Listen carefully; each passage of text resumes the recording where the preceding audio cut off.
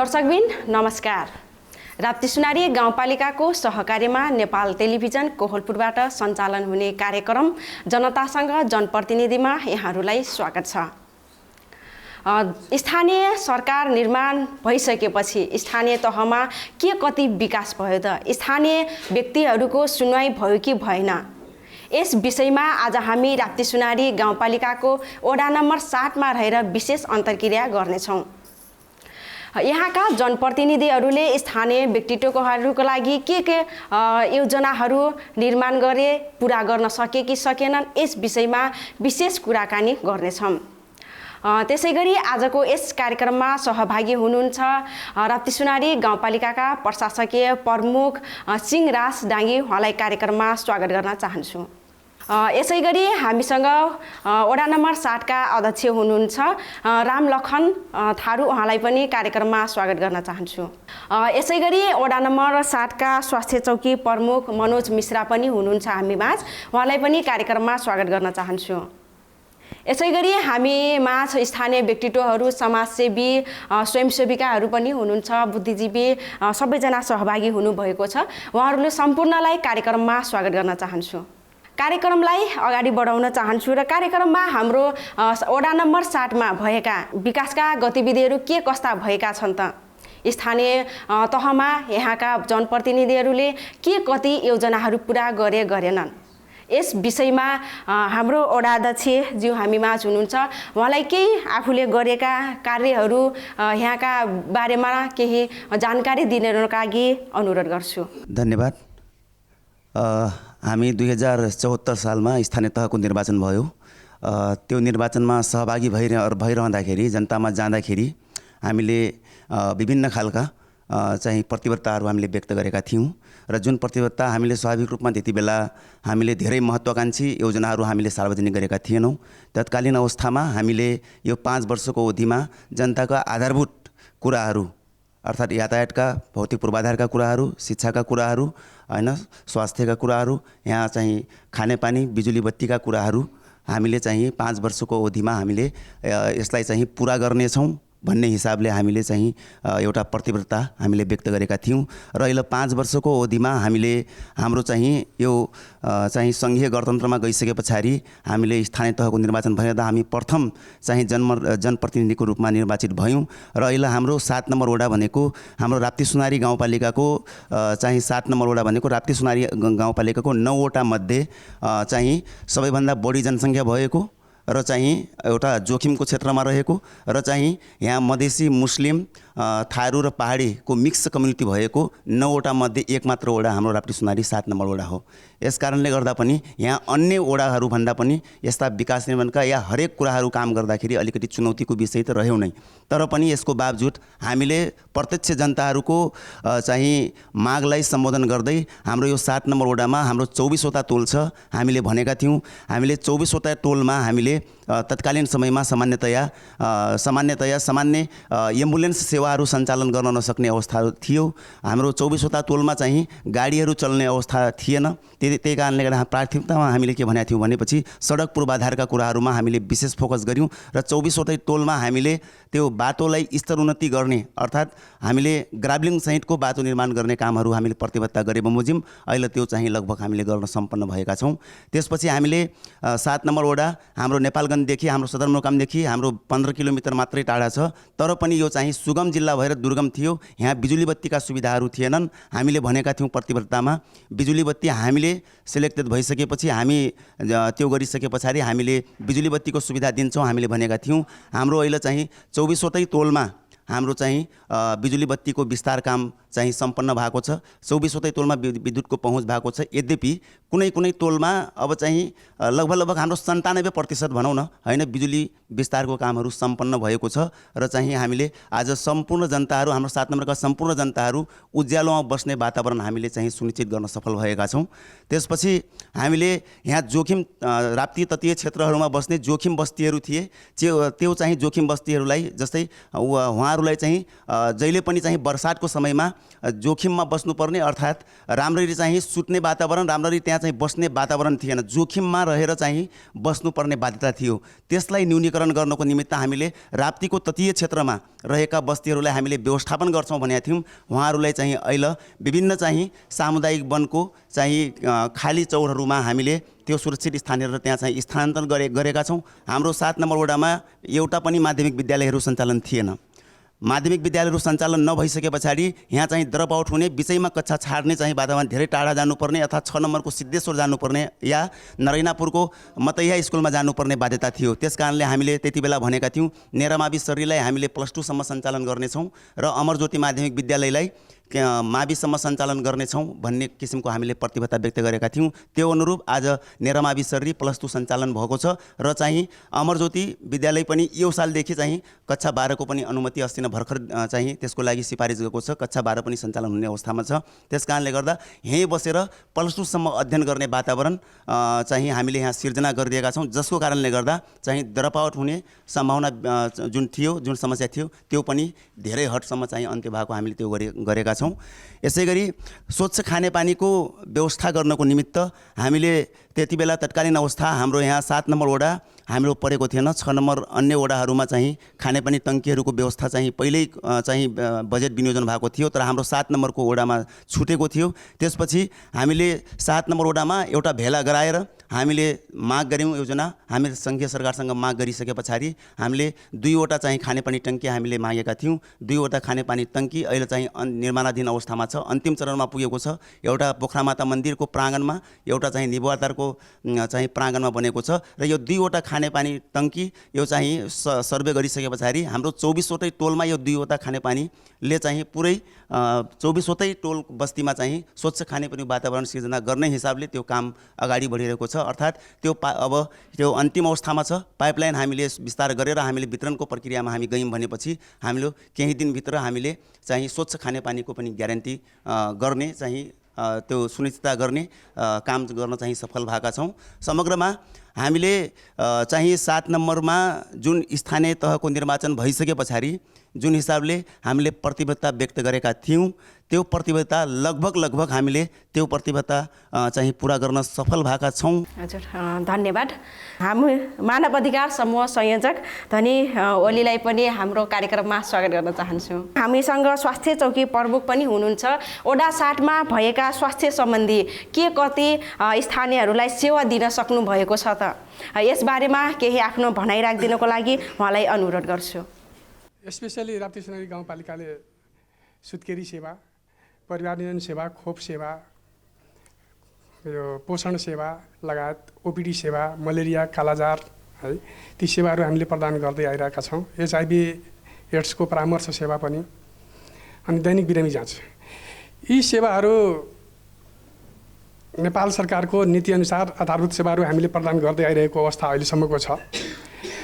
यी सेवाहरू प्रदान गर्दा गर्दै पनि बिचमा हाम्रो कोरोना कहर आयो। कोरोना कहरमा पनि हामी, मलाई लाग्छ हाम्रो वडासँग सहकार्य गरेर हामी दिन रात अहोरात खटेर काम गरेका छौँ। त्यो दिन बिर्सन धेरै गाह्रो छ है, त्यो दिन बिर्सन धेरै गाह्रो छ। घर जान पनि डर लाग्थ्यो, यहीँ बस्नु पर्थ्यो राति पनि।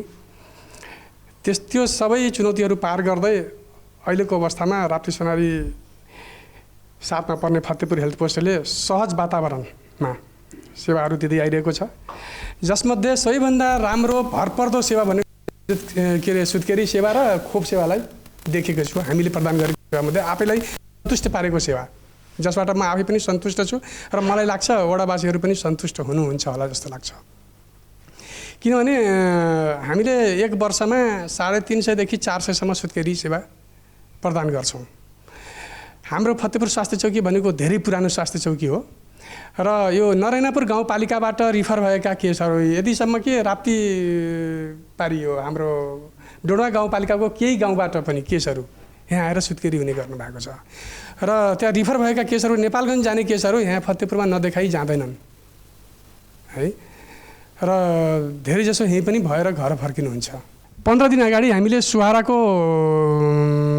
उसमा संयोजकतामा भनौँ न पोषणको बारेमा कार्यक्रम चलाएका थियौँ र मुवाक टेपको माध्यमबाट घर घरमा गएर मुवाक लिएर बच्चाको अवस्था के छ भन्ने कुरा 6 महिनादेखि 23 महिनाको बच्चाहरूलाई हेरेका थियौँ, जसमध्ये हामीमा 7 जना बच्चा मध्यम कुपोषित र 2 जना बच्चा रातोमा पर्नु भएको थियो है। त्यो 2 जनालाई हामीले हाम्रो रिफर गर्ने ठाउँ भनेको बिनौना हेल्थ पोस्ट हो, तर यो राप्ती सुनारी गाउँपालिकाको भूगोलीय कारणले गर्दा बिनौना जान बिरामीहरू मान्नुहुन्न, बरु उहाँले नेपालगञ्जलाई सजिलो मान्नुहुन्छ, तर बिनौना जान धेरै गाह्रो।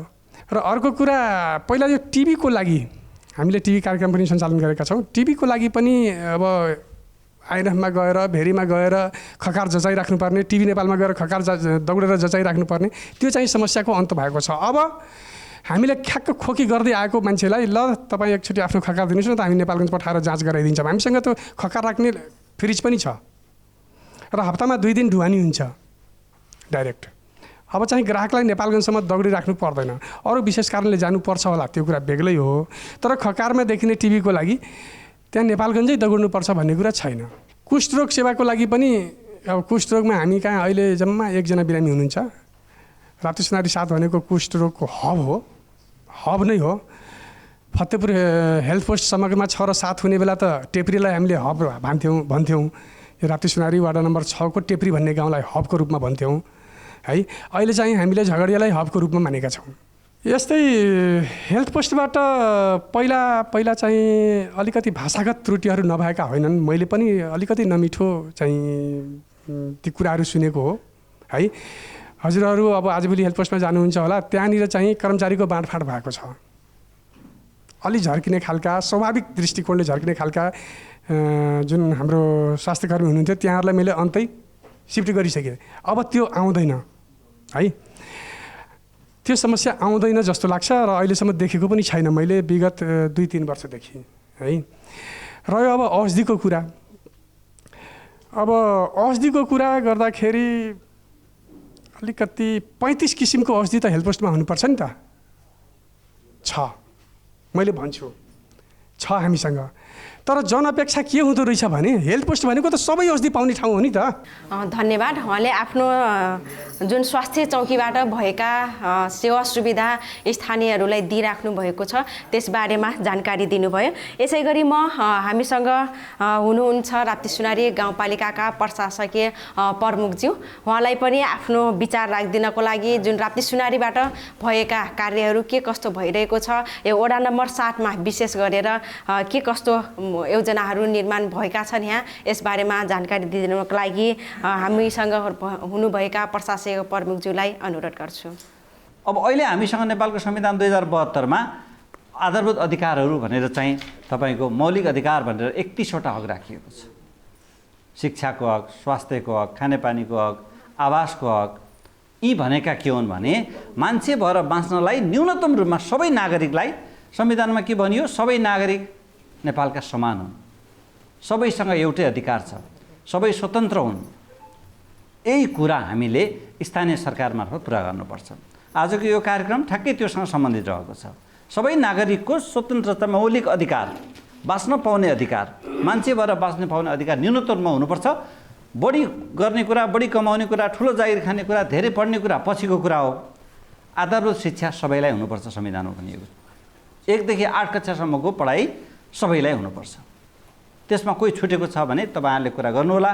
कुन टोलको विद्यार्थी छुटेको छ, कसको घरको बच्चाले पढ्न पाएन, त्यो कुरा चाहिँ हामीलाई वडा अध्यक्ष, वडा सदस्य, त नजिकका जान्ने भन्ने शिक्षक मार्फत तपाईँले आफैले पनि आएर वडासम्म भन्ने, गाउँपालिकासम्म भन्ने कुरा गर्नुपर्छ।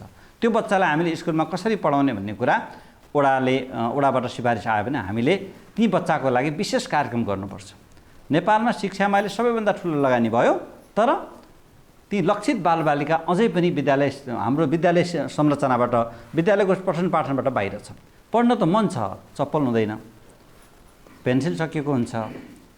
त्यो भएर त्यस्ता चाहिँ गरिब विपन्नलाई हामीले विपन्नलक्षी छात्रवृत्ति दिनुपर्छ। त्यो छात्रवृत्तिको पाउने सङ्ख्या चाहिँ हामीले अब यकिन गर्ने हाम्रो चाहिँ सोच रहेको छ। म आइसकेपछिको 11-12को छात्राहरूलाई चाहिँ साइकल वितरण गर्यो, साह्रै राम्रो काम हो राप्ती सुनारीको। त्यसरी ती बच्चालाई सिधै दियो भने खाता खोलेर उनीहरू बच्चाको नाममा जसरी 400 सामाजिक सुरक्षा भत्ता पाउनुहुन्छ बाल अनुदान, त्यसै गरी शिक्षाको विशेष छात्रवृत्ति दिनुपर्छ। त्यो भयो भने बच्चाहरूलाई सहज रूपमा पढ्न पाउँछ। त्यो एउटा चाहिँ लक्ष्य रहेको छ भने 11-12 अब हाम्रो संविधानले के भन्यो 8 कक्षासम्मको स्कुल शिक्षा निःशुल्क भन्यो। माध्यमिक शिक्षादेखि माथितिर के भनेको छ लक्षित वर्गलाई भनेको छ महिला दलित जनजाति मधेसी अल्पसङ्ख्यक तपाईको मुस्लिम यिनीहरूलाई चाहिँ निःशुल्क हुन्छ। अब स्वास्थ्यमा जाउँ स्वास्थ्यमा हाम्रो आदरणीय डाक्टर साहबले निकै चाहिँ राम्रो कुरा गर्नुभयो अनुभवी पनि हुनुहुन्छ उहाँ मान्छेको बोलीबाटै थाहा हुन्छ कामबाट थाहा हुन्छ उहाँले चाहिँ धेरै कुराहरू जानकारी लिनुभएको छ राम्रा काम पनि गर्नुभएको छ तपाईँ भारतीय नागरिक समाजलाई सुविधा दिनुभएको छ हैन। तथापि हाम्रो कुरा भनेको हामीले चाहिँ तपाईँको यहाँ भएको कडा रोग लाग्ने मृगौलाको समस्या हुने तपाईँको हात खुट्टा भाँचिएको अवस्थामा उपचार गर्न नसक्ने अवस्था होला अहिले गाउँपालिकामा राहत लिन आइछन् हाम्रो अध्यक्षहरूले पनि पठाउनुहुन्छ त्यो अवस्थामा उनीहरूलाई त्यो न्यूनतम उपचार गर्ने पैसा हुँदैन हो। त्यस्तो रोगको लागि चाहिँ त्यस्ता विपन्नको लागि त्यो उपचारको लागि त्यो व्यवस्था पनि हामीले पालिकाबाट सुनिश्चित गर्नुपर्छ। जग्गा छ तर अहिलेसम्म नि बस्न पाएका छैनन् भने तपाईँ हामी बसिया छौँ फ्यान लाछौँ चिसो पानी फ्रिजमा राखेर खाछौँ र पनि पुगेको छैन मान्छेलाई पुग्न चाहिँ कहिले पुग्दैन। तर घरै नभएको हकमा न्यूनतम घर बनाइदिने जनता आवास कार्यक्रम भन्ने सरकारले ल्याएको छ स्थानीय सरकारले पनि त्यो ल्याउँछ यहाँ पनि होला मैले धेरै बुझ्नु पाएको छैन। त्यो जनता आवास कार्यक्रम भनेको छ हो त्यो 2 लाख 3 लाख चाहिँ मिनिमम घर बनाउनलाई हामी एस्टिमेट बनाएर कति लाग्छ त्यस्ता घर प्रत्येक वर्ष 1 वर्षमा हामीले पालिकाभरि तथ्याङ्क लिनुपर्छ। पहिला त्यो तथ्याङ्क 2-3टा कुरा विपन्न गरिबहरूको तथ्याङ्क लिनुपर्छ त्यसपछि घर नभएकाको तथ्याङ्क लिनुपर्छ अनि सुकुम्बासीको चाहिँ के अरे मतलब जग्गा नहुनेको चाहिँ तथ्याङ्क लिनुपर्छ। एकिन तथ्याङ्क लियौँ भने अनि गाउँपालिका सरकारले के गर्छ 1 वर्षमा 10वटा घर बनाउने धेरै पनि नसके भने हाम्रो पैसा अनुसार 1 वर्षमा 10 घर बनाएपछि कति हो भन्यो 30 लाख लाग्यो। तपाईँको एक वडामा एउटा घर मान्छेको भन्दा घरै नहुने भनेको मान्छे कमै हुन्छ त्यस्ताको हामीले चाहिँ सुरक्षित घर बनाइदिनुपर्छ। दोस्रो सुरक्षित आवास कार्यक्रम छ अहिले तपाईँले निवेदन दिनुभएको छ अहिले कुरा पनि उड्ला खाता पनि खोल्नु भएको छ अझै खाता खोल्न बाँकी छन् धेरै नागरिकहरूको त्यो आयो भने अब चुनावको अगाडिसम्म जति खोल्नुहुन्छ ढिला खोल्नेलाई हामीले अलिकति गाली पनि गरेका छौँ। तपाईँ ढिला गरिदिँदाखेरि अरूले जमानामा खाता खोलेको चाहिँ तपाईँको पैसा पाउनु भएको छैन त्यो चाहिँ 50,000 पाउनुहुनेछ त्यसले जस्ता पाता र काठको व्यवस्था गरेर भइरहेकै घरको खरको छाना घाँसको छानालाई हटाएर तपाईँहरू बस्न सक्नुहुन्छ। मैले गाउँपालिकामा नि भर्खरै हिजो मात्रै पनि फेरि पुनः बैठक बसेर कसैले पनि झर्केर कडा बोल्न पाइँदैन। कडा बोल्ने भए घरमा गएर बोल्नुहोस् उता चौरमा गएर एक्लो बोल्नुहोस् अफिस सार्वजनिक ठाउँमा आइसकेपछि कसै कुनै पनि सेवा गराइलाई चाहिँ त्यो गर्न पाइँदैन। दोस्रो फोन स्विच अफ गरेर बस्ने कर्मचारीहरू जागिर नखाए हुन्छ भनेको छ। तेस्रो ड्रेस अनिवार्य लाउनुहोस् आइडी कार्ड अनिवार्य भिर्नुहोस् त्यो भएपछि मान्छेले चिन्छ। धन्यवाद। त्यसै गरी हाम्रो वडा अध्यक्षज्यू त्यसपछि हाम्रो स्वास्थ्य प्रमुखज्यू हामीसँग हाम्रो यहाँ भएका सेवाहरूको बारेमा जानकारी दिइसक्नु भएको छ आफ्नो भनाइ राखिसक्नु भएको छ। म यसै गरी सहभागीहरूतर्फ जोडिन चाहन्छु हजुरहरूको जिज्ञासा सल्लाह सुझाव प्रश्न के छ हामीसँग अध्यक्षज्यू हुनुहुन्छ स्वास्थ्य सम्बन्धी छ भने स्वास्थ्य प्रमुख पनि हुनुहुन्छ त्यसै गरी हामीसँग गाउँपालिकाको प्रमुख पनि हुनुहुन्छ हजुरहरूको के छ हैन राख्न सक्नुहुन्छ। सबैले आफ्नो परिचय सहित पालै पालो गरेर अनुशासनका साथ राखिदिनको लागि अनुरोध गर्छु। सबै सरहरूसँग म अलिकति आफ्नो लागेको कुरा म भन्न चाहन्छु। सुरुमा अब वडा अध्यक्षज्यूको अब सरको बारेमा म सोध्न गइरहेको छु। अब सरले अघि नै भनिसक्नु भएको छ अब हामीले घोषणापत्रमा लेखेका सम्पूर्ण कुराहरूलाई हामीले लगभग पुरा गरेको जस्तो अनुभूति गरिरहेछौँ। अब केही मात्रामा अब छुटेका कुरा हुन सक्छन् भन्नु भएको छ त्यसमा मलाई धेरै खुसी लागेको छ। काम पनि भएको छ नभएको होइन उहाँले नभएको चिजलाई भएको छ भन्ने पनि भन्नु भएको छैन। तर अलिकति मलाई भन्न खोज्न लागेको कुरा के हो भनेपछि अब हाम्रो यो कार्तिकमा आएको ठुलो जुन बर्सात भयो पानी आयो धान सबै किसानहरूको भिजाएर सड्यो गल्यो हैन त्यसको लागि हामीले सबै गाउँटोलबाट तथ्याङ्क पनि उठायौँ। त्यसको पैसा अलिकति आउन त आछ त्यो जिल्ला प्रशासनमा छ भन्नुहुन्छ त त्यो आइसकेको पैसालाई हाम्रो अब फेरि अब यो बर्खा आउन अब 1 महिना 2 महिना मात्रै बाँकी छ। त्यसको लागि हाम्रो किसानहरूको लागि समयमा बिउ अनि मल हामीलाई गुणस्तर युक्त हामीलाई बिउ बिजनको यहीँ हामीलाई व्यवस्था मिलाइदिएको भए वडामा नै हामीलाई किसानहरूलाई मतलब धेरै फाइदा पुग्ने थियो। यसै गरी हाम्रो अब स्वास्थ्यको सर हुनुहुन्छ हाम्रो मनोज सर। अब यसमा 35वटा औषधि हामीलाई निःशुल्क आउँछ भन्नुभयो वडा स्वास्थ्य चौकीमा। मलाई लागेको के हो भने जस्तै अब 35वटा मध्येमा जस्तै कसैको दमको बिमारी हुन्छ नि, दमको बिमारीको औषधि यहाँ स्वास्थ्य चौकीमा पाइन्छ कि पाइँदैन। हाम्रो अब योजनाको बारेमा भन्नु पर्दाखेरि अब योजना त थुप्रै छन्, त्यो सबै भनेर पनि साध्य छैन। तर हाम्रो यहाँनिर यो जुन यो नाला छ, यो नेराप्रावी सर्री स्कुल छ, त्यहाँदेखि 2वटा खोलाको पुरै भङ्गालो आउँछ सर त्यहाँ। त्यसपछि त्यो बाटो हुँदा हुँदै हाम्रो यहाँसम्म आउँछ वडा कार्यालयको। अहिले त वाल बाउन्ड्रीले अलिकति घेरेर सुरक्षित भएको छ, नत्र यो वडा कार्यालयमा समय पानी आइहाल्छ। यो दमको औषधि भन्नुभयो नि, पाइन त पाइन्छ भन्नुभयो। 6-7 महिना भयो के हाम्रो बुवाले पनि खानुहुन्छ। पहिला पाइन्थ्यो, अहिले 6-7 महिना भइसक्यो। त्यहाँ म 4-5 चोटि गइसकेँ, छैन भन्नुहुन्छ क्या जहिले पनि। अनि त्यही भएर त्यो खुलाइदिनुलाई भन्न चाहन्छु। हामी रात दिन के भन्छन् खटिरहेका हुन्छौँ। हाम्रो भने जस्तो पारिश्रमिक छैन हैन। महिला स्वयंसेविका भनिन्छ र महिला स्वयंसेविकाको के अरे हामीलाई केही पनि छैन। र महिला स्वयंसेविकालाई तपाईहरू देशको खम्बा हुनुहुन्छ भन्ने, खम्बा तपाईहरू सबै गर्नुहुन्छ, तपाईले गर्दाखेरि यत्रो भयो भने हामीलाई कहिले कहिले वाडाबाट सम्मान हुने, कहिले वाडाबाट हामीलाई राम्रो गर्ने र के भन्छन् यताउता गरेको भए झनै राम्रो। र अहिले यो सुत्केरी भत्ता 500 रुपियाँ किन गाउँपालिकाले काट्यो, के कारणले काट्यो हैन, किन काटियो र गाउँपालिकाले त्यो कुरा भयो। र हामीलाई काम गर्दाखेरि पाउने जस्तो भएपछि यहाँबाट अरूको नाम गइन्छ, महिला स्वयंसेविकालाई हुँदैन। हामीलाई जतिको एनटिभी नेपालगञ्ज आउनुभएको छ, जति वाडा अध्यक्षलाई यो राप्ती सुनारीको बारेमा थाहा छ त्यति उहाँहरूलाई थाहा छैन। जति हामीलाई गाउँमा सामुदायिकमा जति कुरा हामीलाई थाहा छ, को कस्तो छ, को व्यक्ति कस्तो छ भन्ने कुराहरू त्यो महिला स्वयंसेविकाको हातमा हुन्छ। ल है स्वयंसेविका, तपाईँहरूले छनौट गर्नुहोस्, तपाईँहरूले कस्तो बच्चालाई दिनुहुन्छ। अब कोही पढ्नै नगएको बच्चालाई तपाईँले छात्रवृत्ति दिनुभयो भनेपछि तपाईँलाई सन्तुष्टि हुन्छ? हुँदैन हैन, केही पनि हुँदैन। भनेपछि जुन कुरा हामीले गर्छौँ आफ्नो सन्तुष्टि भएपछि मात्रै त्यो काममा हाम्रो सफलता पाइन्छ।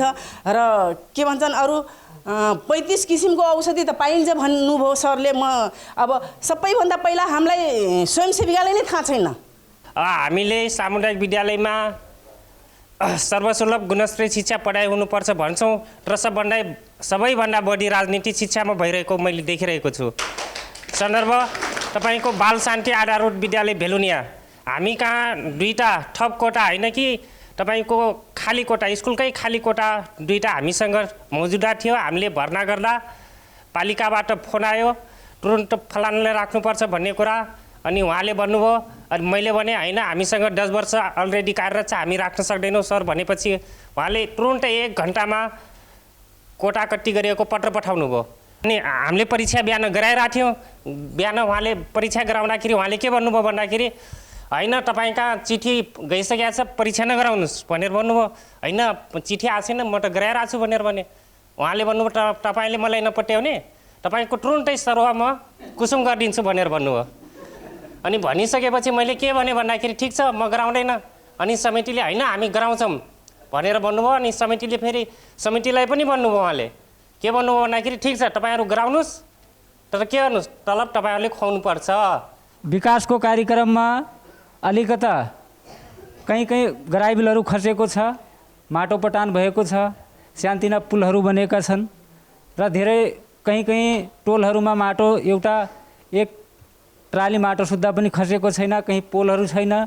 समस्या छ तिनी ठाउँमा, विकास हुनुपर्छ। र तिनी ठाउँहरूमा बर्खामा तपाईँ जानुहुन्छ, हामी जान्छौँ भने हिँड्न सक्दैनौँ, चप्पल निकालेर जुत्ता निकालेर हिँड्नुपर्ने अवस्था छ। त्यो भएर त्यो ठाउँमा विकास होस् र आउँदो जनप्रतिनिधि जो निर्वाचित भए तापनि त्यस्ता पछाडि परेको ठाउँहरूमा विकास गर्नुपर्छ र ध्यान दिनुपर्छ। र अर्को कुरा शिक्षाको कुरा भनिसक्नुभएछ धेरैजनाले। शिक्षामा म थोरै के भन्न चाहन्छु, एकजनाले अस्ति के भनौँ 7 क्लासको विद्यार्थी हो, 150 रुपियाँ मागेको छ अमर ज्योति विद्यालयमा के अरे परीक्षा फिसको 150 रुपियाँ उसँग नभएर के गर्ने। अब म मेरो बच्चालाई स्कुलै नपठाऊँ त? यस्तो अवस्था आएछ कि त्यहाँ अब 150 नजिने हो भने बच्चा स्कुल नजाने, सरहरूले पैसा मागे बाहिर अरू ठाउँमा हाम्रो ओडाबाट कुनै मन्दिरहरू केही बनाउनु पर्दाखेरि बजेटहरू अलिक केही बढी गएको अनि हाम्रो चर्चको लागि पनि मैले बजेट नयाँ निर्माण गर्नुपर्ने छ भनेर बजेट मागेको थिएँ। अनि हाम्रो चर्च अहिले केही ठुलो बनाउनु छ, तपाईँको 30 फिट चौडाइ अनि 70 फिट लम्बाइ चर्च बनाउने योजना थियो हाम्रो। अनि बजेट हामीलाई एकदम सल्लै नगरेर बजेट हाम्रो त्यहाँ भयो अनि हाम्रो चर्चमा केही समस्या सल्लै भएन बजेट। अनि त्यसपछि त्यो बजेटले एउटा जग पनि नपुग्ने बजेट यस्तो भयो कि दिए भन्ने कुरामा दिए भन्ने भयो, तर त्यो काम पुरा नहुने कुराको बजेट भयो। जुनसुकै कार्यक्रम र योजना आइसकेपछि यहाँका प्रतिनिधि 7 नम्बरका प्रतिनिधि र सबैलाई उपस्थित गराएर एउटा योजनालाई बाँडफाँड गर्नुपर्ने हो। तर आफ्नै मन आफ्नै ढङ्गले गरिसकेपछि यहाँ जनताको गुनासो यही नै छ। अरू त वडा अध्यक्षबाट राम्रो पनि काम भइरहेको छ 7 नम्बर वडामा, त्यो गुनासो छैन। हाम्रो दलितको सम्बन्धमा जस्तै शहरी विकासमा फारम योजना आयो, त्यसमा 10 जना हाम्रो साथीहरू दलितको घर निर्माण भएछ। अरू फारम भर्दाखेरि के प्रमाण पेश माग गरे कि दलितको एउटा लाल पूर्जाको प्रमाण, नागरिकताको प्रमाण, फोटोकपी अनि हाम्रो गरिबहरूको 2 कट्ठा 4 कट्ठा जग्गा ऐलानी जग्गा जुन जोतेछन् त्यसको प्रमाण पूर्जा पाएका छैनन्। त्यो कारणले धेरैजना साथी हाम्रो छुटेका छन्।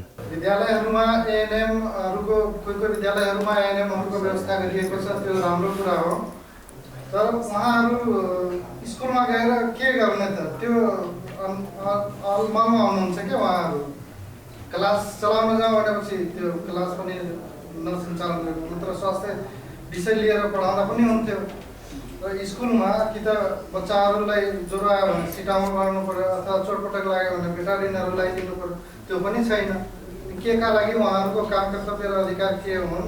कर्मचारी तन्त्र छ एउटा राप्ती गाउँपालिकामा, जसको पावर छ उसको मान्छे छन्, जसको पावर छैन त्यसको मान्छे छैन। जसको जुन मान्छे आफ्नो फेभरको छ उसलाई राख्छ, जुन उसको फेभरको मान्छे छैन त्यसलाई राख्दैन।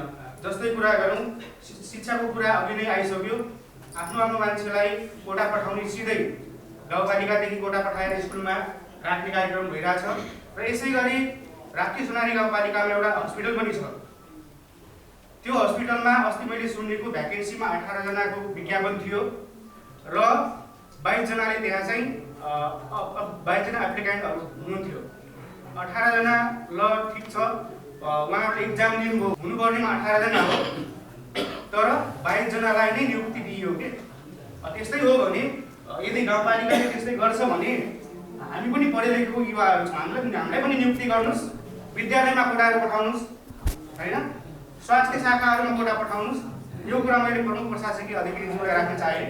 हस्, पुनः नमस्कार। हाम्रो रामकुमार सरले जिज्ञासा राख्नु भएको थियो के अरे सिओपिडीको औषधि होइन, दमको औषधिको कुरा गर्नुभएको थियो। सल्बुटामोल हाम्रो हेल्थ पोस्टमा पाउने सल्बुटामोल हो। सल्बुटामोल बाहेक अरू कुनै पनि औषधि दमको लागि आउँदैन है। हाम्रो त्यो इसेन्सियल ड्रग अन्तर्गत 35वटा औषधिहरूमध्ये एउटा सल्बुटामोल पर्छ। अब यदि हजुरले सल्बुटामोल खानुहुन्छ भने त्यो तपाईँको लागि हेल्थ पोस्टबाट पाउने सल्बुटामोल उपयुक्त हुनसक्छ। यदि अरू कुनै औषधि खानुहुन्छ भने सबै थरीको औषधि हेल्थ पोस्टमा आउँदैन रहेको कुरा त्यो। अब बहिनीले अघि नै भनिसक्नुभयो कुरा, उहाँको सासूले है, ससुराले सल्बुटामोल खानुहुन्थ्यो, सल्बुटामोल खाइराख्नु भएको थियो है। सल्बुटामोल हामीसँग नभएको करिब 6 देखि 7 महिना भएको हो, यो कुरा साँच्चै हो। विगतमा राप्ती सोनारी गाउँपालिका स्वास्थ्य शाखामा केही गडबडी आएको थियो, जो अहिले सुधार हुँदै गएको छ। अस्ति भर्खर पनि औषधि किन्ने कुराहरू गर्नुभएको थियो, हामीबाट फिडब्याक लिनुभएको थियो, के औषधि चाहिने हो त्यो भन्नुहोस् तपाईँहरू इन्चार्जहरूले भन्ने कुरा गर्नुभएको थियो। हामीले लेखेर पठाएको थियो। यहाँ कुरा सल्बुटामोलको मात्रै छैन, बुढाबुढीले खाने प्रेसरको औषधि एम्लोडिपिनको कुरा पनि हो। त्यो एम्लोडिपिन पनि 6-7 महिनादेखि नै छैन है। फेरि सुगरको दबाई जति पनि छ है, जबकि सुगरको औषधि खाने हामी कहाँ नारायणपुर गाउँपालिकाबाट पनि आउनुहुन्छ है, थुप्रैजना त्यहाँ नपाउँदो रहेछ कि क्या हो, त्यहाँकोले पनि खानुहुन्छ। अनि यी औषधिहरूको व्यवस्थापन मलाई लाग्छ 15 दिन अगाडि भइसक्थ्यो होला। बिचमा योभन्दा पहिलाको प्रशासकीय अधिकारी सरुवा हुनुभयो, कागज सब लेखेर राखेको थिएँ दाइ, कम्प्लिट थियो। फेरि अर्को सर आउनु भएको छ, फेरिबाट गर्नुपर्ने भयो भन्ने कुरा मलाई स्वास्थ्य शाखाबाट जानकारी आयो।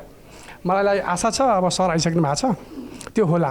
यतिसम्म मात्रै होइन, यो ब्यान्डेज पट्टीको कुरा पनि गर्ने हो भने ब्यान्डेज पट्टी मैले हिजो मात्रै आफ्नो गोजाको पैसा खर्च गरेर 500 मा 2 थान ब्यान्डेज किनेर ल्याएको छु। हाम्रो स्वास्थ्य चौकीमा कुनै पनि किसिमको बजेट हुँदैन है, हामीले आफ्नो तर्फबाट केही पनि किन्न सक्दैनौँ है, यो हजुरहरूले बुझिदिनु पर्यो। हाम्रो स्वास्थ्य चौकीमा कुनै पनि किसिमको बजेट आउँदैन है। अब रह्यो सुत्केरीको 500 रुपियाँ किन काटियो? 4 चोटि गर्भ जाँच गराए बापत नेपाल सरकारले दिने 800 है, र सुत्केरी उत्प्रेरणा भत्ता भनेको 1000 रुपियाँ होइन, 1800। जसले 4 पटक जाँच गराउनु भएको छ उहाँले 1800 पाउने हो, जसले 4 पटक जाँच गराउन सक्नु भएको छैन उहाँले पाउने 1000 रुपियाँ मात्रै हो है। यो कुरालाई राम्रोसँग बुझिदिनु होला। त्यसमा हाम्रो राप्ती सोनारी गाउँपालिकाले 3 वर्ष 2.5 वर्ष भनौँ थप गाउँपालिकाको बजेटबाट, अब कुन बजेटबाट कसरी आयो, थप 500 रुपियाँ दिने गर्नुभएको थियो। तर गएको साउनदेखि त्यो पैसा काटियो। मैले गाउँपालिकामा कुरा गर्दाखेरि के भन्नुभयो भने ढुङ्गा गिटी बालुवा बिकेन गरे, त्यही भएर त्यो पैसा दिन सकिएन। अब त्यो पैसा कहाँबाट आउने हो भन्ने कुरा त मलाई थाहा भएन, तर मैले उत्तर पाएको चाहिँ त्यही हो। सिटामोलको कति महत्त्व छ यो कोरोनाले सिकाइसक्यो होला सकेसम्म, उहाँलाई पनि थाहा छ। यो टाउको दुखाइको लागि पनि सिटामोल, ज्वरो आएको लागि पनि सिटामोल, हातखुट्टा दुखाइको लागि पनि सिटामोल, त्यो हाम्रो इसेन्सियल ड्रगमा पर्छ नि त्यही होइन होइन। त्यो हामी तपाईँले नबुझाएर हामी हो हामीले बुझाउन नसकेको होला है। त्यो चाहिँ हो, त्यो चाहिँ त्यही हो है। सिटामोल नै हो, सिटामोल यस्तो राम्रो औषधि हो भन्ने कुरा कोरोनाले सिकाएको छ है। कोरोनाको समयमा सिटामोलको कति हाहाकार भयो, कतिको जागिर गयो, कतिको मेडिकल सिज भयो सिटामोल नपाएर, हेर्नुभयो होला। अहिले सिटामोलको कुरा गर्नुहुन्छ, जीवनजलको कुरा। औषधि राप्ती सोनारी गाउँपालिकाले कम उपलब्ध गराएको छ भन्ने कुरा म कुनै पनि हालतमा मान्दैन। औषधि उपलब्ध गराएको छ, औषधिको समुचित उपयोग मात्रै नभएको हो। अब भन्नुहोस् मलाई कतिसम्म दुःख लाग्छ भन्ने कुरा, जाडो महिनामा दिनको 10 पटक पखाला लागे पनि हामी जीवनजल दिँदाखेरि खान मान्नुहुन्न है। जाडो महिनामा 10 पटक पखाला लागे पनि हामी जीवनजल दिँदाखेरि खान मान्नुहुन्न, तर गर्मी महिनामा जङ्गल गएर आउँदाखेरि मलाई प्यास लाग्यो, पानीको तिर्खा लाग्यो, मलाई जीवनजल दिनुहोस् भन्नुहुन्छ। सकिन्छ त जीवनजल पुर्याउन? सकिन्न नि। त्यसरी समुचित मान्छेले समुचित जसलाई चाहिएको उसले मात्रै लिइदिनु भने औषधि कहिले कमी हुँदैन। त्यति औषधि पठाउँछ गाउँपालिकाले। तपाईँ दिनु भएन भने ल यो डाक्टरले 2टा जीवनजल पनि पत्याएन। 2टा जीवनजल नेपाल सरकारको खरिद 9 रुपियाँ 80 पैसा एउटा जीवनजलको खरिद छ नेपाल सरकारको। 9 रुपियाँ 70 पैसा एक पत्ता जीवनजलको खरिद छ, के अरे उसको सिटामोलको खरिद छ सरकारको है। त्यत्रो सरकारले सेवा दिइरहेछ, हामीले केही सिटामोललाई भ्यालु नै दिँदैनौँ, जीवनजललाई भ्यालु नै दिँदैनौँ। आफूले गोजाबाट पैसा निकालेर जब मेडिकलमा किन्न जान्छौँ त्यो बेला त्यसको महत्त्व थाहा हुन्छ। हस्, थ्याङ्क यू। हस् त, धन्यवाद। हाम्रो जुन स्वास्थ्य चौकीबाट हुने सेवाहरू के कति पुरा भएनन् भन्ने कुरा हजुरहरूको प्रश्न आएको थियो, त्यसमा जवाब दिइसक्नु भएको छ। हजुरहरूले पनि यसको चाहिँ सबैले के कति त्यहाँ औषधिहरू आउँछ र कस्तो सेवा सुविधाहरू दिन्छ यो सम्बन्धी चाहिँ आफूले इन्फर्मेसन पनि लिन आवश्यक छ। हामीसँग स्वयंसेविकाहरू प्रत्येक टोलमा छन्, उहाँहरूसँग के कति सुविधाहरू छ, के कस्तो छ भन्ने हामी चाहिँ उहाँहरूसँग जानकारी लिइराख्यौँ भने चाहिँ हामीलाई त्यहाँबाट भएको सेवाहरू चाहिँ प्राप्त गर्न सहज हुन्छ जस्तो लाग्छ। त्यसै गरी अन्य सहभागीहरूको प्रश्न, उहाँहरूको जिज्ञासा थियो जुन बाढी पीडित एउटा जोखिम क्षेत्र हो भन्ने कुरा पनि आएको छ, यो वडा नम्बर 60। त्यसै गरी कृषि एउटा हाम्रो भनेको कृषि एउटा उत्पादन क्षेत्र होइन, यहाँको बिउ बिजन त्यसपछि भएका अनि सिँचाइका कुराहरू भए, त्यसमा चाहिँ जुन अहिले भर्खरै बाढी आएको थियो, धानको क्षति भएको थियो, त्यसमा चाहिँ के कति राहतहरू प्राप्त भएको थियो वडाबाट, त्यो चाहिँ प्राप्त भएको छैन भन्ने कुराहरू पनि आएको छ। यसबारेमा चाहिँ वडा अध्यक्षज्यूको जवाफ लिनको लागि अनुरोध गर्छु। धन्यवाद। सर्वप्रथम त हामीसँग सम्बन्धित रहेर र यो 7 नम्बर वडामा भएका राम्रा कामको चाहिँ प्रशंसा र चाहिँ बाँकी रहेका कामका जानकारी र केही जिज्ञासाहरू, केही प्रश्नहरू स्वतः स्फूर्त रूपमा तपाईँहरूले जुन राखिदिनु भयो, जसको लागि म व्यक्तिगत तर्फबाट र 7 नम्बर वडाकै तर्फबाट सहभागी सबैलाई म हार्दिक धन्यवाद ज्ञापन गर्न चाहन्छु। हामीले बारम्बार चाहिँ यो के अरे चाहिने यतातिर यो जो खोला छ यो विषयमा तटबन्धनको विषयमा कुरा उठायौँ, किन हुन सकेन भन्ने कुराहरू जो आएका छन्। अब स्वाभाविक रूपमा सबभन्दा पहिला म के स्पष्ट पार्न चाहे भनेपछि धेरैजनाको बुझाइ के छ भनेपछि वडा कार्यालयलाई एकदमै चाहिँ एउटा वडा कार्यालयले नै गाउँपालिकाको तौरबाट अर्थात् यो नै गाउँपालिका हो होइन भन्ने हिसाबले एउटा बुझाइ छ। सर्वप्रथम त हाम्रो वडा कार्यालयमा चाहिँ खाता हुँदैन। यो कुरा धेरै अहिले पनि 24वटा टोलमा जान्छु, धेरै मान्छेहरू भन्छन् हे चेक काटिदिनुहोस् न, हे कहाँ दुराउनुहुन्छ त्यहाँ भन्छन्। सर्वप्रथम प्रश्न पार्न चाहे वडा कार्यालयमा खाता हुँदैन। यहाँ बजेटको सिलिङ आउने हो र त्यो चाहिँ सञ्चालन गर्नको लागि उपभोक्ता समिति बनाउँछौँ र उपभोक्ता समिति बनाइसके पछाडि टोटल चाहिँ उसको फरछौटसम्मको योजना फरछौट गर्नको लागि पालिकाबाट नै हुने गर्छ, त पालिकामा मात्र खाता सञ्चालन छ। अब यसो भइरहँदाखेरि हामीले यहाँबाट विभिन्न योजनाहरू जो साना खालका योजनाहरू, मझौला खालका योजनाहरू, ठुला योजनाहरू हुन्छन् होइन। त्यो योजनाहरू हामीले चाहिँ 2074 सालदेखि नै हाम्रो सुरुवातको अभ्यासमा हामीले विभिन्न टोल बस्तीमा गएर हामी प्रत्येक टोलमा त हामी गएनौँ। यहाँ 5वटा सामुदायिक वनहरू छन्। 5वटा सामुदायिक वनहरू भइसके पछाडि त्यो सामुदायिक वनभित्र पर्ने टोल बस्तीहरूलाई हामीले बोलायौँ। बोलाइसकेपछि हामीले योजनाहरू तर्जुमा गरेको तपाईँहरूलाई सायद स्मरण होला। अनि स्वाभाविक रूपमा हामीले कुनै पनि ठाउँमा योजना तर्जुमा गर्न जाँदाखेरि के आइदिन्छ भनेपछि एकैचोटिमा 5 वर्ष के लगभग 10 वर्षसम्म चाहिँ सम्भव नहुने खालका योजनाहरू, धेरै योजनाहरू आइदिन्छन्। तर त्यही बस्ती टोलबाट अन्य मान्छेलाई सोधेर होइन, त्यही बस्ती टोलमा सोधेर त्यो आइदिन्छन्। त्यस कारणले पहिलो वर्ष हामीले त्यो गऱ्यौँ, दोस्रो वर्षमा हामीले त्यही सिस्टमबाट गयौँ। त्यसपछि त्यहाँ कोरोना कहर पायो, त्यही बहानामा चाहिँ हामीले पछि हामीसँग पहिल्यै आएको योजना यहाँ छँदैछ, यो 10औँ वर्षसम्म पुरा गर्न सक्ने योजना छँदैछ के र यहीबाट चाहिँ छनौट गरेर लग्दा त भइगयो उहाँहरूबाटै आएको हो भन्ने आभासको कारणले गर्दा हामीले त्यो फेरि चाहिँ त्यो नगएको सत्य कुरा हो। अब यो भइरहँदाखेरि जुन बेलादेखि हाम्रो ओडाबाट सम्पन्न हुने कुराहरू, सम्भव हुने कुराहरूमा तपाईँहरूले भनेकै ठाउँमा भन्ने बित्तिकै हामीले त्यो चाहिँ सम्बोधन गरेको अवस्था छ सकभर। अनि चाहिँ कतिपय कुराहरू तपाईँहरूले भन्नुभएको छ तर ओडाको बजेटबाट चाहिँ सम्भव नहुने अवस्था सिर्जना भएकोमा हामीले सिफारिस गरेका छौँ। पालिकामा हामीले सिफारिस गरेका छौँ, हामीले प्रदेशमा सिफारिस गरेका छौँ, हामी सङ्घमा सिफारिस गरेका छौँ। यो सिफारिस गरेको धेरैचोटि भइसक्यो। यो हजारे पुल सिफारिस गरेको धेरैचोटि भइसक्यो। त्यसपछि योवाला कृषि सडक सिफारिस गरेको, यसको डिपिआर चाहिँ भइसकेपछि यो साल चाहिँ 50 लाख मात्रै बजेट हालिदिएर प्रदेश सरकारले सुरुवात गरेको छ। आशावादी अलिकति बनायो है, अब निरन्तर पढ्दै जान्छ, आशावादी यो रोड बन्ने भयो भन्ने एउटा आशावादी चाहिँ बनायो।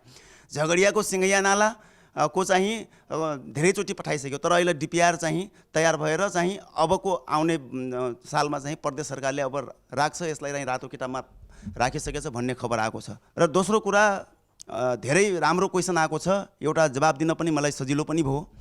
हाम्रो यो अहिले यो कार्तिकमा एउटा भीषण चाहिँ पानी पर्यो र भीषण बाढी आयो, अनौठो टाइपको बाढी आयो। यो जलवायु परिवर्तनको प्रभाव हो या के हो, अनौठो निरन्तर पानी पर्यो। बर्सातको मौसमभन्दा पनि बढी पानी, जनताका धान बालीहरू अत्यधिक मात्रामा क्षति भयो। क्षति भइसकेपछि तपाईँको अब क्षति हुने बित्तिकै हामीले अब कुनै कागजको पन्नामा, कापीको पन्नामा लेख्नु पनि भएन, अथोरिटी चाहिन्छ। माथिबाट कुनै आदेश आयो भने हामीले अनि मात्र डाटा सङ्कलन गर्न पाइन्छ। त्यसपछि प्रदेश सरकार र केन्द्र सरकारले पनि घोषणा गर्यो, प्रदेश सरकारले पनि घोषणा गर्यो र माथिबाट त्यो गरिसकेपछि पत्र आइसके पछाडि गाउँपालिकाले फेरि पत्राचार गर्यो, डाटा सङ्कलन गर्नुहोस्, एउटा फर्म पठाइदिनु भयो अनि चाहिँ यहीँ कर्मचारी हुनुहुन्छ, यहीँको कर्मचारीबाट डाटा सङ्कलन गर्नुहोस् भन्नुभयो। त्यसपछि हामीले प्रत्येक टोल बस्तीहरूमा हामीले खटाएर हामीले चाहिँ डाटा सङ्कलन गर्न पठायौँ र डाटा सङ्कलन मात्र होइन, त्यसपछि बैंकको खाता पनि खोलाउनुहोस् भन्ने कुरा भनिसकेपछि हामी पनि आशावादी भयौँ। बैंकको खाता पनि खोलाउन भनिसके पछाडि त अवश्य पनि यो सम्बोधन हुन्छ हैन। केन्द्रीय सरकार, प्रदेश सरकारले त्यो प्याकेजहरू घोषणा गर्नु र यता बैंकको खाता समेत खोलाउन लगाउनु भनेपछि त आशावादी बनाइयो नि त, हामी पनि आशावादी भयौँ। यद्यपि हामी त्यही ठाउँमा छैनौँ, फेरि निर्णय गर्ने ठाउँमा छैनौँ। हामी माथिबाट आएको आदेशको पालना गर्ने हो र त्यो जनतामाझ गएर जुन कुरा भनेको छ त्यो टिप्दिने हो। त्यो टिप्ने काम समयमै हामीले तपाईँहरूको लगत सङ्कलन गरेर, तपाईँहरूको डाटा लिएर, तपाईँहरूको क्षति विवरण लिएर, तपाईँहरूको खाता सहितको बैंक नम्बर सम्पूर्ण चिज हामीले त्यो व्यवस्थित गरेर हामीले सम्बन्धित ठाउँमा पठाइसकेको अवस्था छ। मैले के भन्न चाहन्छु भनेपछि यो प्रदेश सरकार र केन्द्र सरकारले चाहिँ घोषणा गरेको कुरा हो होइन। हामीलाई तपाईँहरूको लगत सङ्कलन गर्ने र चाहिँ ब्याङ्कको खाता खोल्ने र पठाउने जिम्मेवारी थियो। जिम्मेवारी इमान्दारीका साथ हामीले पुरा गरेका छौँ होइन। र मैले सुनेअनुसार चाहिँ त्यो पैसा जिल्ला प्रशासनको यो दैविक प्रकोप एउटा समिति हुन्छ, त्यो समितिमा 38 करोड चाहिँ डिमान्ड भएको बाँके जिल्लामा, तर 10 करोड रुपियाँ मात्रै चाहिँ माथिल्लो सरकारले पठाइदिएको अवस्था छ। 10 करोड रुपियाँ अपुग हो अनि चाहिँ 38 करोड डिमान्ड भएको ठाउँमा 10 करोड मात्र चाहिँ त्यो दिँदाखेरि चाहिँ यो पैसा अपुग भयो र अरू थप माग गरौँ, त्यो आइसकेपछि अनि चाहिँ बाँडमला भन्ने कुरा आशा गरे। यसमा चाहिँ पुरै आधिकारिक त यो होइन, तर चाहिँ लगभग सुनेको कुरा यो हो। यो भइसके पछाडि ल 10 करोड आछ या पुरै पैसा आछ भने पनि तपाईँहरू व्यक्तिगत खाता तपाईँहरू आफ्नो आफ्नो खोल्नु भएको छ। तपाईँहरू व्यक्तिगत खाता आफ्नो आफ्नो खोल्नु भएको छ। त्यहाँ 5,000 रुपियाँ आयो भने पनि 5 रुपियाँ आयो भने पनि तपाईँको व्यक्तिगत खातामा आउँछ र तपाईँको व्यक्तिगत खातामा आएको कुराहरू वडा अध्यक्ष रामलखन थारू होइन, मलाई लाग्छ प्रधानमन्त्रीज्यूले पनि निकालेर खान सक्नु हुँदैन। म 74 सालमा नै म चाहिँ चुनाव जित्दै गर्दाखेरि यो म पनि त्यति बेला विद्यालयमा पढाइरहँदाखेरि मैले के भन्थेँ भनेपछि निःशुल्क शिक्षाको अवधारणा राज्यले ल्यायो होइन, तर चाहिँ के हो भनेपछि एउटा यो घोडाको कहानी कि यो घोडालाई चाहिँ मरेको जसले खबर ल्यायो उसको जिब्रो काटिदिन्छु भने त राजाले भने रहेछन्। निःशुल्क शिक्षाको अवधारणा चाहिँ ल्याउने होइन त्यति बेलादेखि पनि, त्यसपछि पैसा उठाउने। त्यति बेला कि हामी शिक्षक हुँदाखेरि पनि पैसा उठाउने, त्यसपछि म विरोध गर्थेँ। त्यहाँ विरोध गर्दाखेरि चाहिँ जिल्ला शिक्षा कार्यालयमा सोद्धाखेरि के भन्नुहुन्थ्यो भने विद्यार्थी सहयोग चाहिँ उठाउन पाउनुहुन्न, लेख्नुहोस् न, अभिभावक सहयोग भन्नुहोस् न। म भने विद्यार्थी सहयोग भने पनि अभिभावक सहयोग भने पनि दुनियाँ सहयोग भने कुरा त त्यही हो त, आउने त्यहीबाट हो। त्यो भनेपछि त्यो मरेकोभरि भन्न नपाउने होइन, त्यो सास फेर्दैन अनि त्यो फेर्दैन भन्न पाउने, आखिर मरेकै त हो के त्यो पनि होइन। भनेपछि त्यो भाषा मात्र मिलाएर भाषा मिलाएर लिन पाउने, भाषा नमिलाएर मैले के भन्छु भने भाषा मिलाएर पनि या कुनै पनि बहानामा लिन नपाउने वातावरण बनाउनको निमित्त हामी राप्ती सुनारी गाउँपालिकाको सबभन्दा सुरुवात काम के गरौँ भनेपछि हामी जति पनि विद्यार्थीहरू हुनुहुन्छ विद्यार्थी सङ्ख्या एकिङ डाटा हामीले राप्ती सुनारी गाउँपालिकाले लिउँ, एकिङ डाटा लिउँ, छड्के चेकिङ गरौँ। विद्यार्थी शिक्षकले मात्र दिएको डाटालाई नमानौँ, छड्के चेकिङ पनि गरौँ, विद्यार्थीको टाउको गनौँ र त्यहाँ कति शिक्षक बराबर कति विद्यार्थीको अनुपातमा कति शिक्षक कम छन्, त्यो कमको शिक्षकको कुन कुन विषयको कम के छन् त्यो व्यवस्थापन गरेर त्यो टाइपको हामी त सरकार हो नि, गाउँपालिका त सरकार हो, त्यस कारणले गर्दा त्यो सरकारले त्यति चाहिँ कोटाहरू सिर्जना गरौँ। सिर्जना गरिसकेपछि अनि त्यसलाई एउटा विधि बनाएर कार्यविधि बनाएर त्यहाँ भ्याकेन्सी खोलौँ। भ्याकेन्सी खोलिसके पछाडि त्यहाँ प्रतिस्पर्धा गरौँ। प्रतिस्पर्धा मार्फत चाहिँ प्रत्येक विद्यालयमा 54वटै विद्यालयमा हामी टिचर गराइदिउँ र शिक्षा निःशुल्क गरिदिउँ। चाहिँ जनप्रतिनिधिको पनि नाम चल्ने, गुणस्तरीय शिक्षाको अवधारणा पनि लागू हुने भन्ने कुरा मैले 2074 सालको शपथ ग्रहण पछाडि सबभन्दा सुरुमा राखेको प्रस्ताव मेरो यही हो। शिक्षक राख्ने काम त भयो तर विधि प्रक्रियाहरू भएनन्। हाम्रो राप्ती सुनारी गाउँमा विधि प्रक्रियाहरू छैन। अब यो जवाब दिने ठाउँमा म छु, तर कतिपय कुराहरू तपाईँहरू जस्तो गुनासो गर्ने ठाउँमा पनि म छु। कतिपय कुरा मलाई पनि चित्त बुझाएको छैन होइन। हामी 5 वर्षमा हामीले भनेका छौँ, हामीले भनेका कुराहरू लगभग पुरा गर्न सफल भयौँ भनेर हामीले भनेका छौँ, लगभग गर्न सफल भयौँ भनेर हामीले भनेका छौँ। अब त्यो गरिरहँदाखेरि यो विकास निर्माण निरन्तर चलिरहने प्रक्रिया हो भन्ने कुरा थाहा छ र स्वाभाविक रूपमा हाम्रो गरेका विकास निर्माणमा खटेका मान्छेहरू यहीँ पनि हुनुहुन्छ, त्यो उपभोक्ता समितिमा काम गरेका मान्छेहरू पनि यहीँ हुनुहुन्छ होइन। 74 सालमा काम गरेको ग्राभलिङवाला रोड अब चाहिँ यो 4-5 वर्षमा, किनभने ग्राभलिङ गरेको रोड त धेरै लामो समयसम्म टिक्दैन नि त होइन। त्यो गर्दाखेरि 74 सालमा गरेको त्यो फेरि बनाउने भइसक्ने र तत्काल गरेको अलिकति राम्रो हुने होइन। र यो गर्दै जाँदाखेरि हाम्रो 7 नम्बर वडा र यो 9वटा वडाको सबभन्दा ठुलो र मिश्रित बस्ती जनसङ्ख्या सबभन्दा बढी र दामाशाही तरिकाबाट यहाँ बजेट विनियोजनको त्यो छ। यो पनि मेरो चाहिँ विरोधको विषय हो। यो तपाईँहरूलाई म जानकारी गराउन चाहन्छु। 5 वर्ष हामीले बितायौँ, 5 वर्ष हामीले समतामूलक ढङ्गबाट आवश्यकताको जनसङ्ख्या र भूगोलको आधारमा बजेट विनियोजन हुनुपर्छ। दामाशाही ढङ्गबाट चाहिँ बजेट विनियोजन हुँदाखेरि 7 नम्बरलाई घाटा भयो भन्ने कुरा मैले धेरै यो माग राखेँ, तर हामीले सम्पूर्ण वडामा जति आउँछ त्यो बाहेकको अरू बजेट हामीले प्राप्त गर्न सकेनौँ। हाम्रो अहिलेको बजेट एउटा के छ भने एउटा नगद छ, एउटा चाहिँ आन्तरिक स्रोत। अब आन्तरिक स्रोत भनेको छ, आन्तरिक स्रोत भनेको अहिले चाहिँ हाम्रो राप्ती नदीको टेन्डर भएन, अनुमानित बजेटको पनि ब्रेकडाउन हुन्छ गाउँसभाबाट। त हाम्रो यो 31 करोडको चाहिँ हाम्रो यो अनुमान गरेर यो बजेट पनि ब्रेकडाउन गरेर योजना बनेको। अनि त्यो गर्दाखेरि ठेक्का टेन्डर नभइसके पछाडि अब त्यो 31 करोडको योजनाहरू सिधै त्यहाँ प्रभावित हुने भइगए। त्यस कारणले योजना किताबमा छ, अब त्यो आन्तरिक स्रोतमा छ। आन्तरिक स्रोतमा छ भनेपछि अब पैसाको ग्यारेन्टी नभइसके पछाडि त्यो योजना सञ्चालन गर्न नसक्ने अवस्था सिर्जना भइराखेको छ। तैपनि जति हामीलाई अस्ति दिनको बोर्ड मिटिङबाट 35 लाखसम्म गर्नुहोस् भनिसकेपछि त्यो 35 लाख बराबरको चाहिँ काम सञ्चालन गरिराखेका छौँ।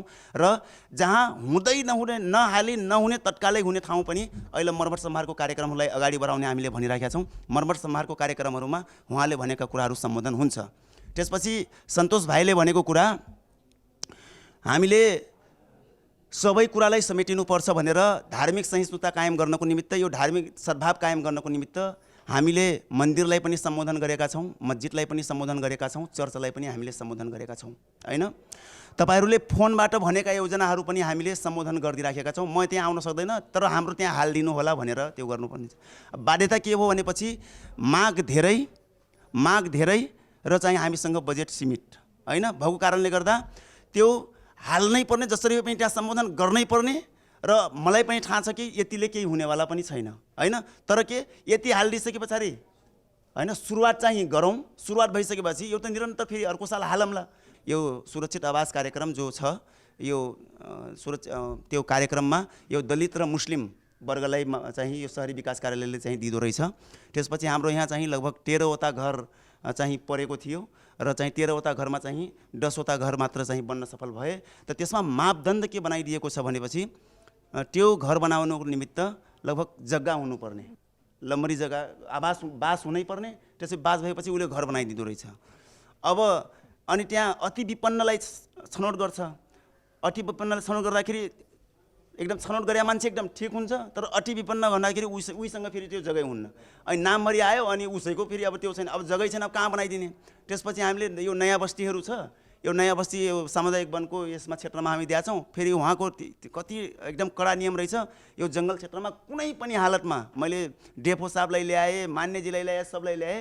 उहाँले के भन्नु, म भने म सर वडाबाट निर्णय गर्छु, सब गर्छु, कहाँ सिग्नेचर गर्नु म गर्छु, तर त्यहाँ घर बनाइदिनु, उसको जग्गै छैन, अनि कहाँ बनाइदिउँ सर, चलाइदिउँ भन्दाखेरि आखिरमा हामी गाउँपालिकाको बजेटबाट त बनाइदिएर हुन्छौँ। जहाँ पनि भने गाउँपालिका भनेको छुट्टै हो, त्यहाँ जनप्रतिनिधि तपाईँहरूको हुनुहुन्छ, तर हाम्रो यहाँबाट मिल्दैन भनिसके पछाडि कुनै हालतमा त्यो मिलेन। नभइसके पछाडि 3 जनाको फेरि चाहिँ त्यो वञ्चित हुनु पर्यो। धन्यवाद वडा अध्यक्षज्यू।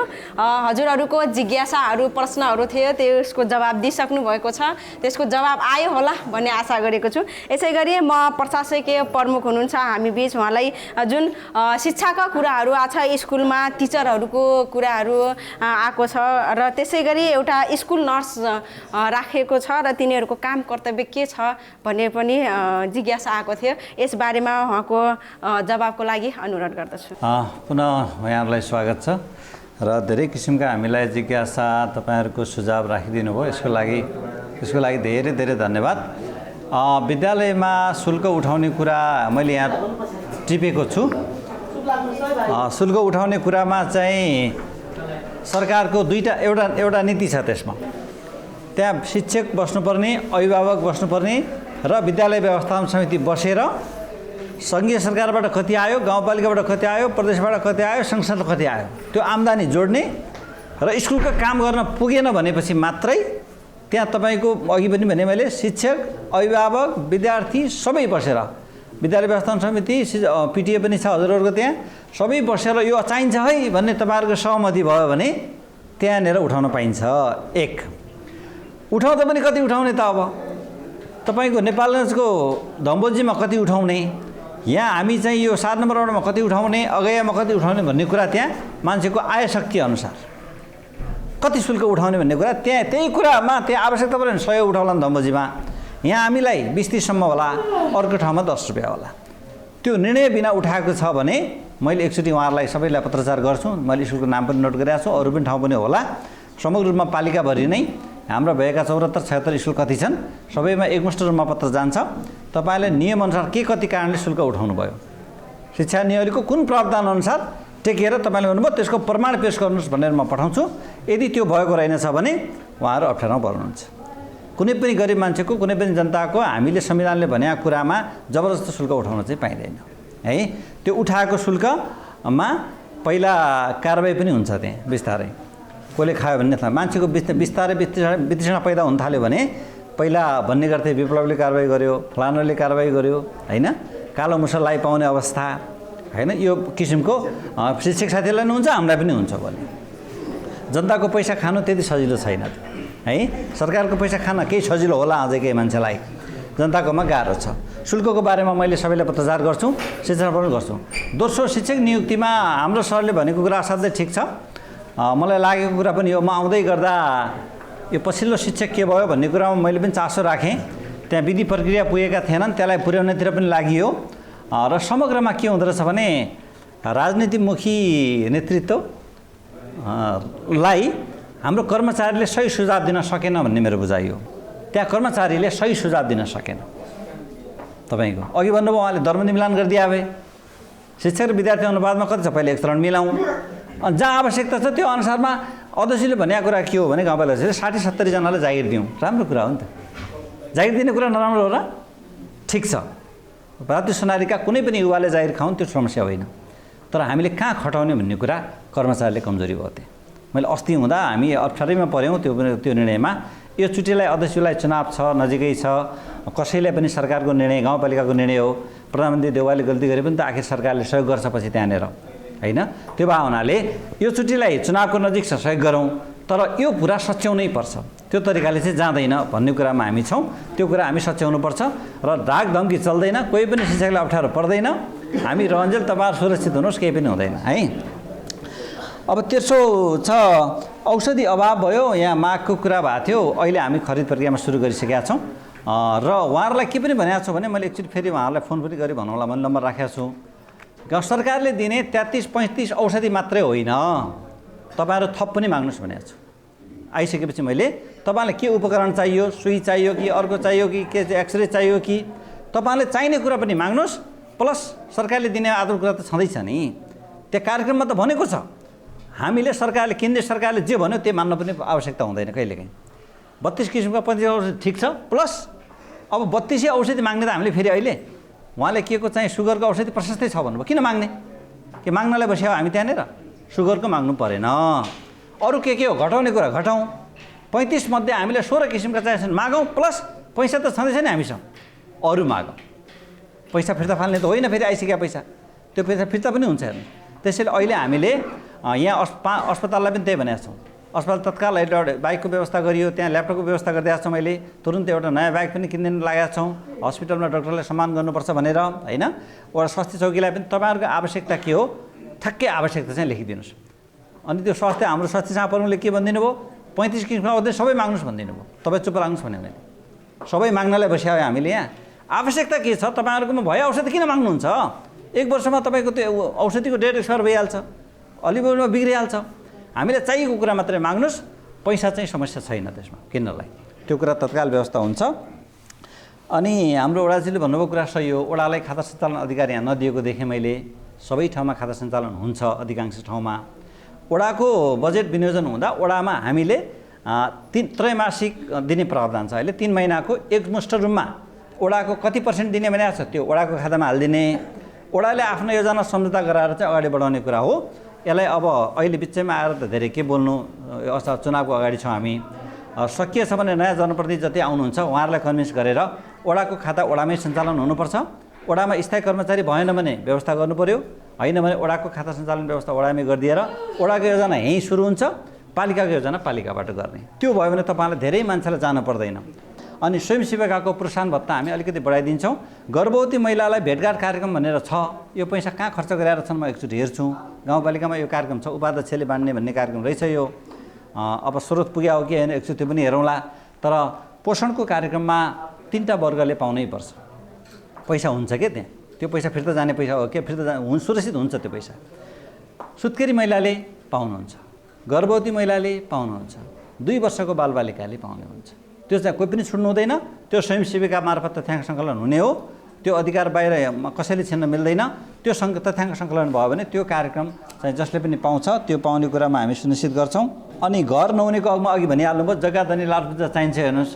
यदि नभएको अगमा के गर्ने भन्ने कुरा गाउँपालिका सरकारले जिम्मा लिनुपर्छ। फेरि स्कुलको स्टाफ नर्सको कुरा गर्नुभएको थियो। स्टाफ नर्सको अगमा प्रदेश सरकारले राम्रो कन्सेप्ट ल्याएको हो, यो गाउँपालिकाले पनि गर्नुपर्ने कार्यक्रम हो। र उहाँहरूले के भनेको छौँ भने तपाईँहरूले स्टाफ नर्स जस्तो मान्छे स्कुल बसिएपछि काम चाहिँ खोज्नुपर्छ। एक उहाँले पनि खोज्नुपर्छ। दोस्रो कुरा उहाँलाई चाहिने विद्यालयमा जस्तो एउटा स्कुलमा आउनुभयो वहाँ 200 जना विद्यार्थी 200 जना विद्यार्थीको औषधि हामीलाई माग गर्नुपर्छ। जसरी वडामा माग हुन्छ नि स्कुलले पनि माग गर्ने हो। त्यो मागेपछि अनि हामीले किन्ने पैसा चाहिँ गाउँपालिकाले व्यवस्था गाउँपालिका आफ्नो पैसाबाट किन्छ, त्यो पैसा स्कुलमा नै आउँछ। औषधि स्कुलमा आइसकेपछि औषधि राख्ने ठाउँ, स्टाफ नर्सलाई बस्ने व्यवस्था, नियमित रूपमा चेक जाँच गर्ने कुरा वडामा भन्दा स्कुलमा बढी हुन्छ नि चेक जाँच। त्यसैले सरकारले के गरेको, बच्चा बिरामी नहोस्, गर्मीमा झाडा पखाला नलागोस्, झुका कप्स नहोस्, ज्वरो नआओस्, चाहिँ रिङ्टा लागेर नढलोस्।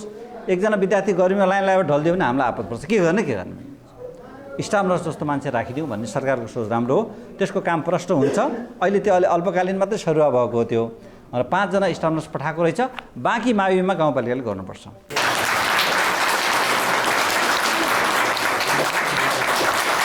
दर्शकबिन आजको कार्यक्रमको निर्धारित समय सकिसकेको छ र हाम्रो कार्यक्रममा सहभागी भइदिनु भएको प्रशासकीय प्रमुखज्यू, त्यसै गरी वडाका वडाध्यक्षज्यू र हाम्रोसँग भएका स्थानीय व्यक्तित्वहरू, समाजसेवीहरू सम्पूर्णलाई धेरै धेरै धन्यवाद दिन चाहन्छु।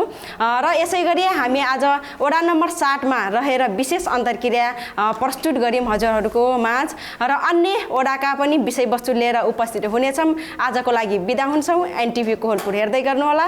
नमस्कार।